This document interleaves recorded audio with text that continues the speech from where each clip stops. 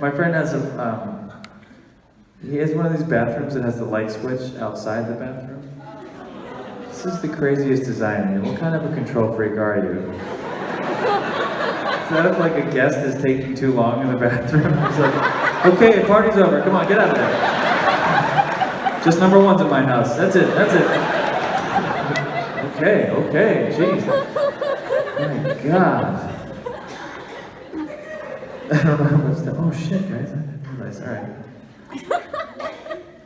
Isn't it weird that people can still die of complications? I think that's so weird that counts as a reason, like in the 21st century. So what happened? He died of complications? Yeah, it was complicated.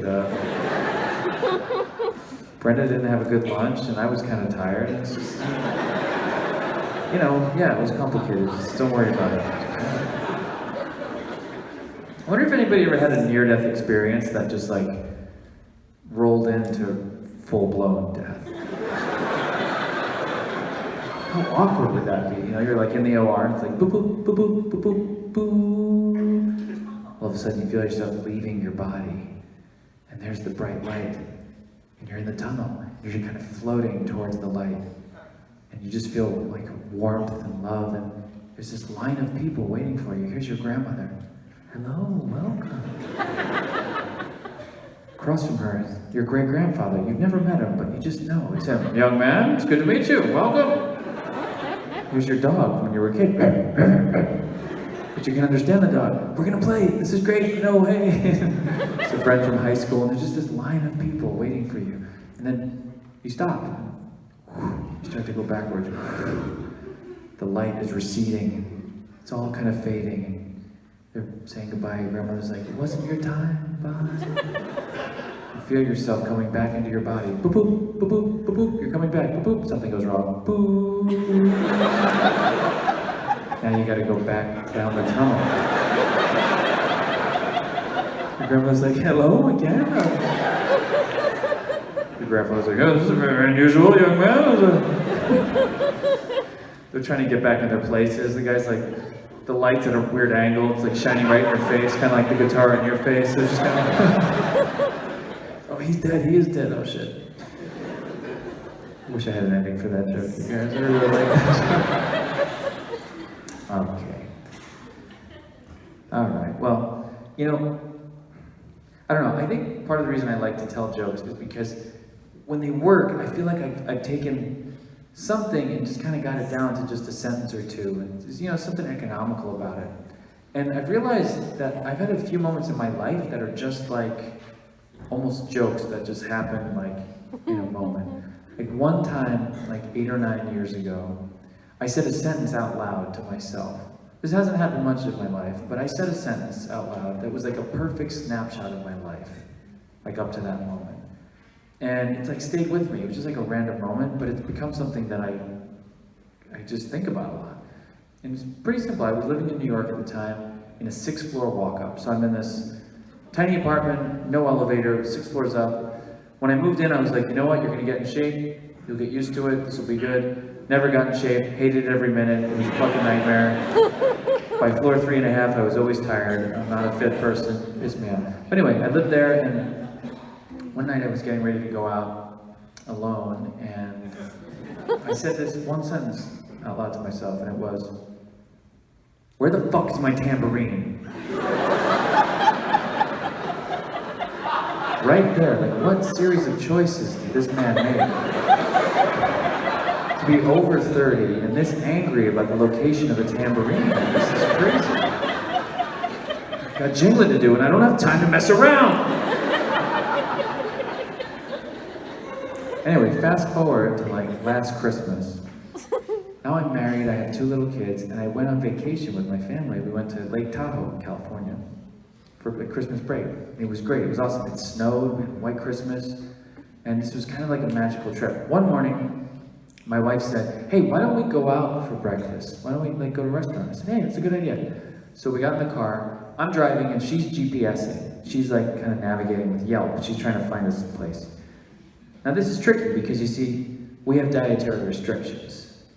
So she's lactose intolerant and she's got like the gluten problem, like a messes up her stomach and stuff, so she's got her whole thing. Me, I've got life-threatening food allergies. So I'm allergic to fish, peanuts.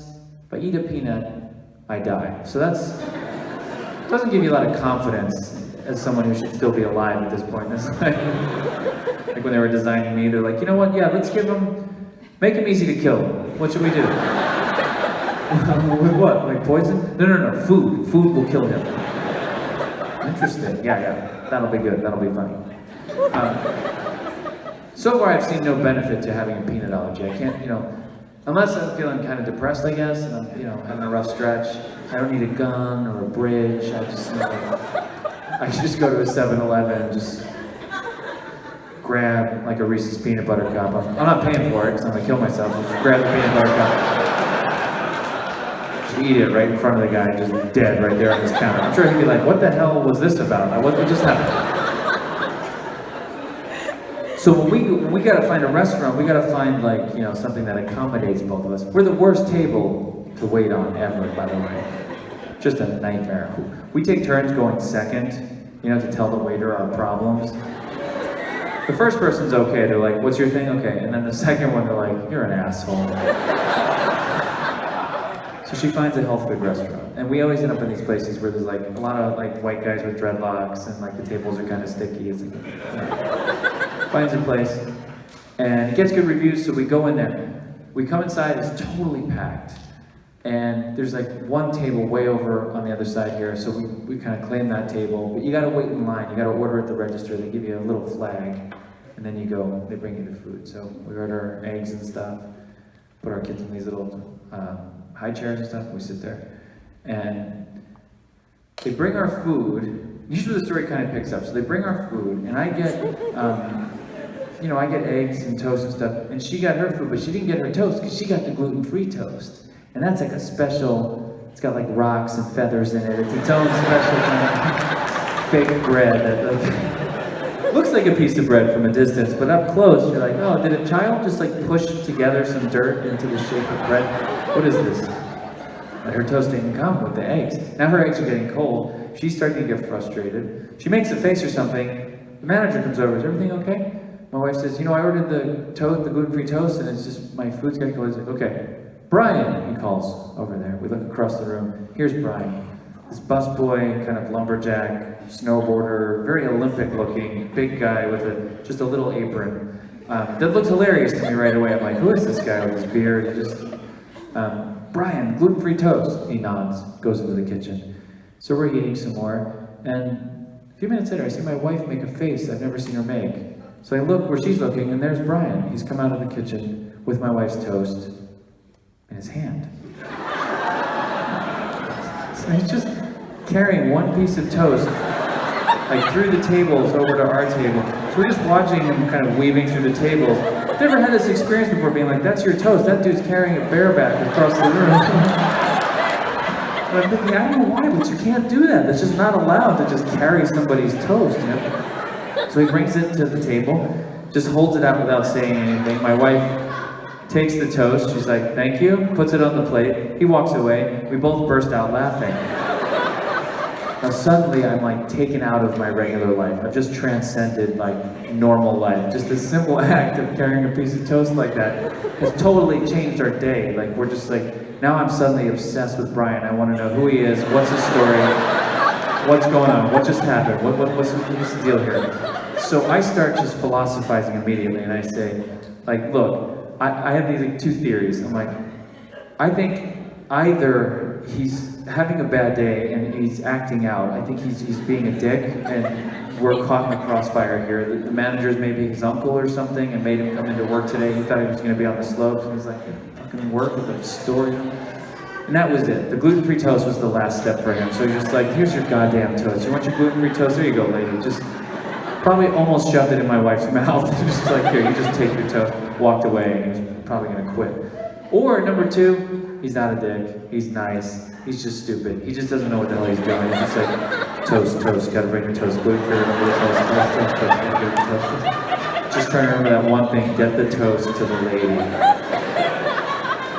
But then I really start getting deeper with it here, and I say to my wife, I go on this whole speech where I'm like, well, wait a minute, think about it. it's not like they don't touch your toast. When the toast pops, they take the toast and they put it on the plate and then they bring it to you. Is there that much of a difference between like taking the toast and putting it on the plate and just holding it for an extra 80 seconds to just like give it to you to put on your plate? Because my wife wasn't going to eat the toast, and I'm like, it's not like they have a sterile rule where they have to catch toast on plates around America. It's like, I said, listen, they're touching your toast. Trust me, a lot of people are touching your toast backstage there. They're wiping their forehead with it, they're fanning themselves. They're like, your toast has been touched. And I go on this whole thing about the theater of a restaurant, and how that's backstage and you just don't see it and stuff. In the middle of my speech, the manager comes back over and he's like, is everything okay? And my wife goes, before she could say anything, he goes, did Brian carry the toast over in his hand?